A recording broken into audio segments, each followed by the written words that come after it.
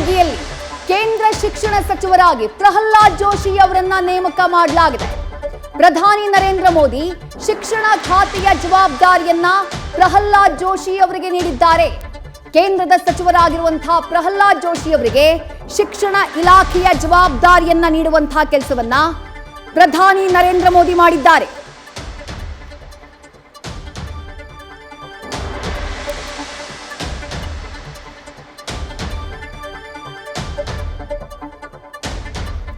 ಧರ್ಮೇಂದ್ರ ಪ್ರಧಾನ್ ಅವರ ರಾಜೀನಾಮೆಯ ನಂತರದಲ್ಲಿ ನಡೀತಾ ಇರುವಂತಹ ಮಹತ್ವದ ಬೆಳವಣಿಗೆ ಇದು.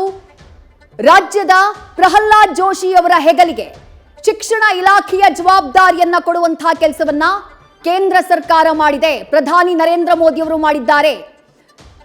ಕಲ್ಲಿದ್ದಲು ಇಲಾಖೆಯ ಸಚಿವರಾಗಿದ್ರು ಪ್ರಹ್ಲಾದ್ ಜೋಶಿ ಅವರು. ಅವರ ಹೆಗಲಿಗೆ ಶಿಕ್ಷಣ ಇಲಾಖೆಯ ಪಾರ್ಲಿಮೆಂಟರಿ ಅಫೇರ್ಸ್ ಮಿನಿಸ್ಟರ್ ಆಗಿದ್ದಾರೆ. ಕಲ್ಲಿದ್ದಲು ಇಲಾಖೆಯ ಸಚಿವರಾಗಿದ್ದಾರೆ ಪ್ರಹ್ಲಾದ್ ಜೋಶಿ. ಅದರ ಜೊತೆಗೆ ಶಿಕ್ಷಣ ಇಲಾಖೆಯ ಜವಾಬ್ದಾರಿಯನ್ನ ಪ್ರಹ್ಲಾದ್ ಜೋಶಿ ಅವರಿಗೆ ನೀಡಿ ಪ್ರಧಾನಿ ನರೇಂದ್ರ ಮೋದಿ ಅವರು ಕ್ರಮವನ್ನ ತೆಗೆದುಕೊಂಡಿದ್ದಾರೆ. ಧರ್ಮೇಂದ್ರ ಪ್ರಧಾನ್ ಅವರ ರಾಜೀನಾಮೆಯಿಂದ ತೆರವಾಗಿರುವಂತಹ ಸ್ಥಾನಕ್ಕೆ ಪ್ರಹ್ಲಾದ್ ಜೋಶಿ ಅವರ ನೇಮಕ ಆಗಿದೆ. ಶಿಕ್ಷಣ ಇಲಾಖೆಗೆ ಪ್ರಹ್ಲಾದ್ ಜೋಶಿ ಅವರ ಎಂಟ್ರಿ ಆಗಿದೆ. ಗುರುತರವಾದಂತಹ ಜವಾಬ್ದಾರಿ. ಈಗಷ್ಟೇ ಒಂದು ಹೋರಾಟ ಅಂತ್ಯವಾಗಿದೆ.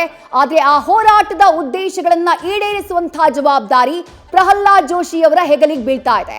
ಶಿಕ್ಷಣ ವ್ಯವಸ್ಥೆಯಲ್ಲಿ ಇರುವಂತಹ ಲೋಪಗಳನ್ನ ಸರಿಪಡಿಸುವಂತಹ ಜವಾಬ್ದಾರಿ ಪ್ರಹ್ಲಾದ್ ಜೋಶಿ ಅವರ ಹೆಗಲಿಗೆ ಬೀಳಲಿದೆ.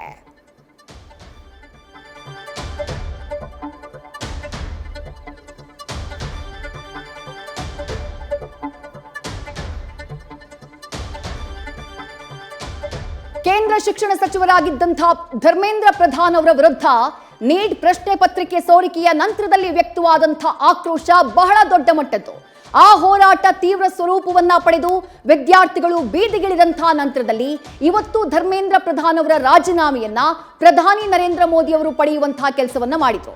ಧರ್ಮೇಂದ್ರ ಪ್ರಧಾನ್ ಅವರ ರಾಜೀನಾಮೆಯ ಬೆನ್ನಲ್ಲೇ ಮುಂದೆ ಯಾರು ಇಲಾಖೆಯ ಜವಾಬ್ದಾರಿಯನ್ನ ಹೊತ್ಕೊಳ್ತಾರೆ ಅನ್ನುವಂತಹ ಚರ್ಚೆಗಳು ಆರಂಭ ಆಗಿತ್ತು. ರಾಜ್ಯದ ಪ್ರಹ್ಲಾದ್ ಜೋಶಿ ಅವರಿಗೆ ಈ ಜವಾಬ್ದಾರಿಯನ್ನ ಹೊರಿಸುವಂತಹ ಕೆಲಸವನ್ನ ಪ್ರಧಾನಿ ನರೇಂದ್ರ ಮೋದಿ ಮಾಡಿದ್ದಾರೆ. ನ್ಯೂಸ್ ಫಸ್ಟ್ ನಿರ್ಭೀತಿಯಿಂದ ನಿಮ್ಮ ಪರವಾಗಿ.